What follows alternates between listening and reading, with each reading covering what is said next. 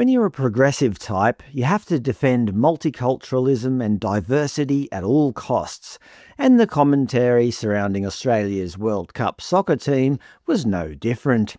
Weeks before the tournament even began, The Guardian set the tone. Socceroos African heritage offers timely reminder of Australia's diversity. By June, SBS had joined the chorus. Former refugees, now at the World Cup, the close mates leading the Socceroos attack. And when we actually won our opening match 2-0 against Turkey, the ABC gushingly declared, when Nestory Irankunda scored, we were Australia. What the World Cup tells us about multiculturalism. Yes, because a 20-year-old former refugee scored a brilliant goal, the only logical conclusion is that state-sanctioned multiculturalism works. Unfortunately for the Diversity is Our Strength cheer squad, the celebration was short-lived. In the round of 32, our hyper-diverse Socceroos were knocked out on penalties by the once pyramid-building Egyptians, a team drawn from a fiercely monocultural nation. Funny how quickly the media circus goes quiet when the textbook multicultural team gets sent packing by an overwhelmingly homogeneous squad. Funny enough, I didn't notice any ABC articles analysing how Egypt's intense monoculture was the secret to their tactical discipline. I didn't spot any Guardian op-eds declaring that ethnic unity is a team's ultimate weapon, and there were certainly no SBS features celebrating how a shared, singular heritage can carry a squad through a high-stakes penalty shootout. It seems cheering for diversity only works when the diverse side is winning. Obviously, the whole idea that demographic diversity somehow wins football matches is completely ridiculous. The fact that the media even peddles this notion is deeply silly.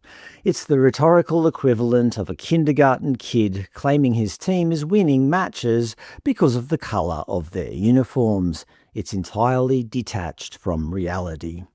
Look at Argentina. They are a global powerhouse, and even the ABC had to quietly acknowledge in their article about the most culturally diverse World Cup ever that Argentina did not have any foreign-born players in its 2022 World Cup winning squad.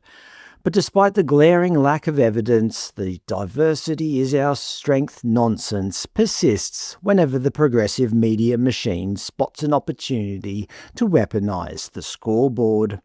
So what did make the Socceroos lose? Well, there's a whole bunch of opinions out there. Despite statistics ranking goalkeeper Patrick Beach among the best performing shot stoppers at the World Cup, he was subbed out in the last minutes of the game for veteran Matthew Ryan, who ultimately was unable to stop a single Egyptian attempt in the penalty shootout.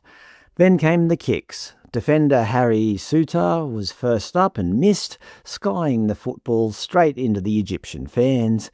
18-year-old Lucas Harrington, also a defender, kicked the ball straight into the crossbar. And just like that, it was all over. Of course, all the decisions of who was kicking and who was keeping during the shootout came down to coach Tony Popovich. Look, I'm not here to claim I'm a football expert, but clearly diversity was not the deciding factor here, nor would it ever be. But it goes to show that the progressive commentariat doesn't actually care about the sport, the players, or the mechanics of a penalty shootout. They're just using the scoreboard as a temporary validation machine for their favourite political theories. And the moment it fails them, they pack up the circus and look the other way.